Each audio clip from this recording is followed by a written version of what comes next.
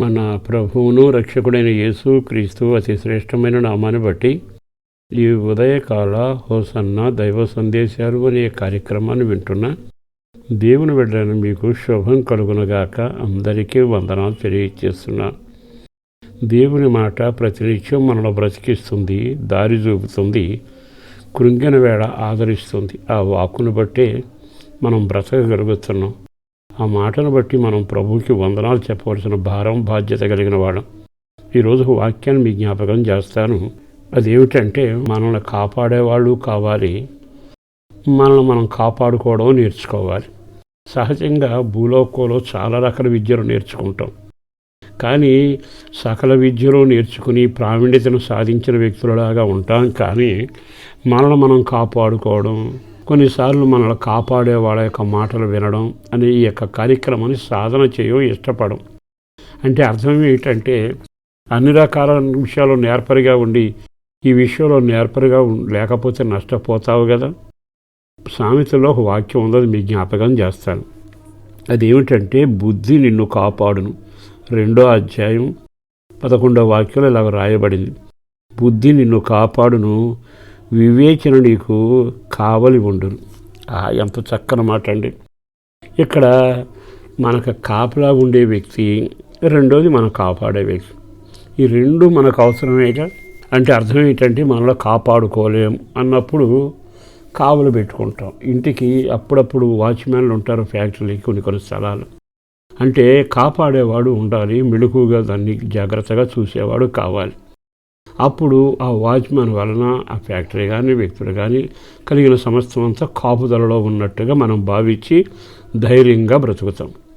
మరి నీ ఆత్మీయ జీవితంలో కానీ, శారీరపరంగా కానీ, కుటుంబ పరంగా కానీ, ఆరోగ్యపరంగా కానీ, ఓ రకంగా ఆర్థికంగా కానీ నీ జీవితంలో నష్టపోకున్నట్లు ఒక కాపలాదారుడు ఉంటే బాగుంటుందిగా. ఆ కాపలాదారుడు ఉన్నప్పుడు నీ ఆత్మీయ జీవితం, శరీర జీవితం దీవెనకరంగా నడుస్తుందిగా. ఇక్కడ ఏమంటాడు తెలుసా? బుద్ధి నిన్ను కాపాడును. బుద్ధి లేకపోవడం వల్ల మనుషుడట గోతులో పడతాడట. బుద్ధి లేనివాడు దురాశలో చిక్కుకుంటాడట. బుద్ధి లేనివాడు తాను నష్టపోయిన సంగతి కూడా తెలియకుండా వ్యవహరిస్తూ ఉంటాడట. అంటే బుద్ధి అనేది మనిషిని ఎంత జాగ్రత్తగా కాపాడుతుందండి. విద్యాబుద్ధులు పిల్లలకు నేర్పించేది ఎందుకు? ఒక్క క్షణం ఆగి ఆలకించి మనం ఈ చరిత్రలోకి వెళితే, బుద్ధి ఉన్నప్పుడు నీకు వెంటనే ఆలోచన వస్తుంది. ఈ మార్గంలో వెళితే బుద్ధిహీనుడిలాగా నేను ఉంటాను కదా, బుద్ధిహీనుడు చేసే పనులు నేను ఎందుకు చేయాలి అని ఆలోచన కలిగి బుద్ధి కలిగిన వాడుగా, అంటే ఇతరులకు కీడు చేయకుండా ఇతరులకు మేలు చేస్తూ, కొన్నిసార్లు అపాయం అని తెలిసిన చోట అడుగు వేయకుండా, నరమాత్మను నమ్మి మోసపోకుండా బుద్ధి నిన్ను కాపాడుతుంది. రెండవది, పాపం నిప్పులాంటిదని, పాపం నిన్ను తగలబెడుతుందని ఎరిగిన తర్వాత, పాపం అన్న చోట అవమానం ఉంటుందని ఎరిగితే బుద్ధి గలవాడు ఏం చేస్తాడు? వెంటనే దాని నుంచి దూరంగా వస్తాడు. అంటే బుద్ధి నిన్ను కాపాడుతూ ఉంది, నువ్వు అవమాన పాలు కాకుండా కాపాడవు. రెండవది, వివేచనట నిన్ను కావలిగా వస్తుందట. అంటే కాపల. మరి నీ వ్యక్తిగత జీవితంలో కొన్నిసార్లు వివేచన, మనసు నీకు అవసరం. కొంతమంది వచ్చి ధారాళంగా మాట్లాడతారా, అసలు ఆ మాటలు వినసొంపుగా ఉంటాయి, తేనె పూసినట్టుంటాయి. అతను మాటలు వింటే మాయలో పడ్డాము అనిపిస్తుంది. తర్వాత అంతా రంగంలో దిగాక, నష్టపోయి లక్షలు నష్టపోయాక, అయ్యో వాడి మాటల్లో మోసపోయానండి, నష్టపోయాను అంటే నీకు వివేచన లేకపోవడం. ఏది దైవ స్వరం, ఏది దయ్యపు స్వరం, ఏది మంచి, ఏది చెడు, ఎవరు మాట్లాడుతున్నది ఎట్లా ఉంది, పైపోతగా కత్తి మీద తేలి పూసిన మాటల్లాగా ఉన్నాయా, ఇది హృదయంలోండి ప్రేమపూర్వకమైన పలుకుల. అంటే ఆ వివేచన నీకు కలగాలి. ఆ వివేచన లేనప్పుడు ఏమవుతుందంటే, అమాయకమైన పరిస్థితిలోకి వెళ్ళిపోయి నీకు నీవే నాశనం తెచ్చుకుంటావు.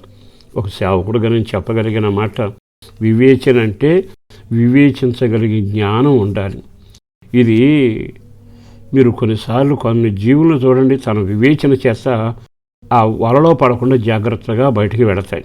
మరి నీ వ్యక్తిగత జీవితంలో నరుడుగా, దేవుని ఆత్మ కలిగిన వ్యక్తిగా, దేవుని పోలికగా చేయబడిన నీవు వివేచన లేకపోతే మాట్లాడటంలో ధారాళంగా మాట్లాడేసి మాటలో చిక్కుబడిపోతాం. అంటే వివేచన లేకే కదా. కొంతమంది మాయ మాటలో చిక్కుబడి నష్టపోతాం, వివేచన లేకేగా. ఇది మంచేదో చెడో గుర్తుపట్టే వివేకం లేకపోతే ఇక మరి మనం బ్రతికెందుకు?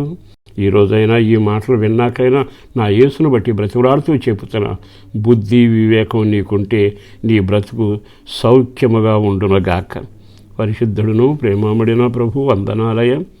అపారమైన నీ ప్రేమను బట్టి ధన్యవాదాలు. బిడ్డలను దీవించండి, జ్ఞాన వివేకంతో నింపండి, బుద్ధి మార్గంలో నడవడానికి కృపను గ్రహించండి.